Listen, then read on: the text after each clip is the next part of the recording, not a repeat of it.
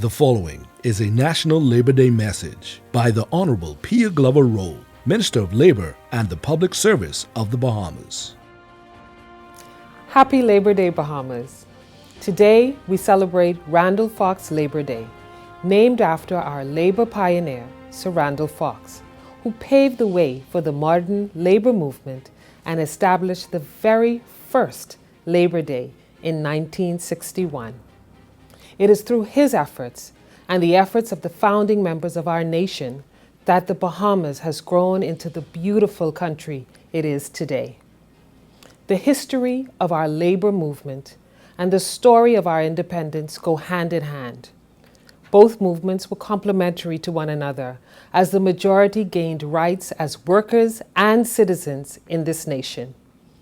The rich history behind this day continues to influence the present state of labor in this country. The progress this administration has seen in the past 2.5 years has been built on the efforts of the many great Bahamian labor leaders who have preceded us. Today, the Ministry of Labor and the Public Service takes a proactive approach to labor relations, ensuring that employers and trade unions are working together for the benefit of Bahamians. Our regular meetings and conversations have facilitated harmonious relations between the government, trade unions, and employer confederations.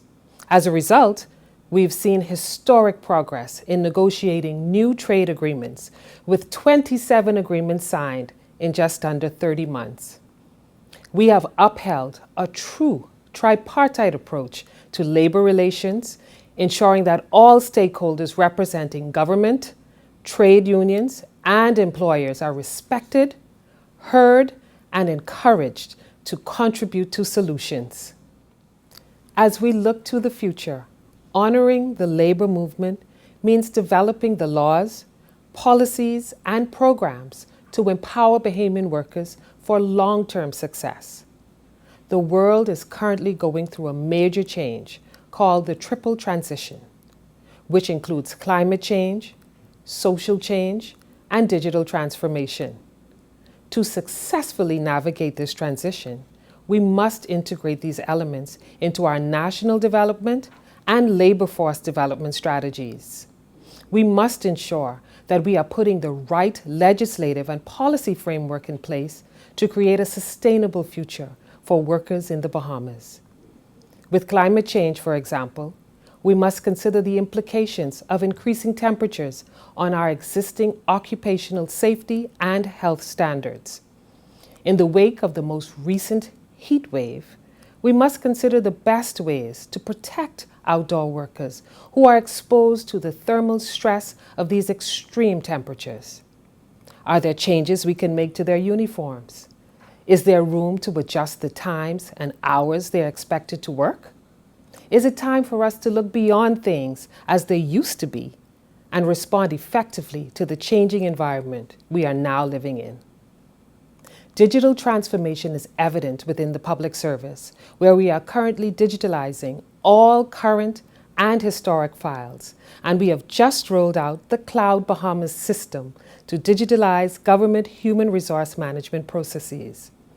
We anticipate major increases in efficiency and productivity as this process is rolled out. And we are facilitating a smooth rollout by ensuring that all HR and other relevant staff are fully trained on the operation of this system. Preparing Bahamians for the jobs of the future through training is critical to ensuring there is a just and inclusive transition as we undergo these major changes. As some jobs become obsolete, we must ensure that our people are not left behind. Bahamians must be prepared to take on the new roles that emerge. And in that regard, we are working closely with the International Labour Organization and the National Tripartite Council on the implementation of the region's first second-generation Decent Work Country program to promote decent work for all citizens and residents of our nation. Our pioneering work will serve as a model for the entire region to follow. The three areas under this program are jobs and skills development, improved social dialogue with all stakeholders, including trade unions, employers, and laborers, and stronger governance through the modernization of labor laws, regulations, and policies. Ultimately, as we make progress on this agenda, we will ensure that Bahamian workers are respected, compensated, and protected according to international decent work standards. The National Apprenticeship Program, which is set to launch by the end of this year, will fall under the umbrella of our decent work agenda, providing free training and paid apprenticeships to people aged 16 and up who are not currently working or enrolled in school. This program is designed to address the challenges we've seen with job readiness in recent years. Our holistic approach includes literacy, numeracy, and soft skills development, as well as mental health support and career coaching. Participants will be prepared for on-the-job success prior to beginning their apprenticeships.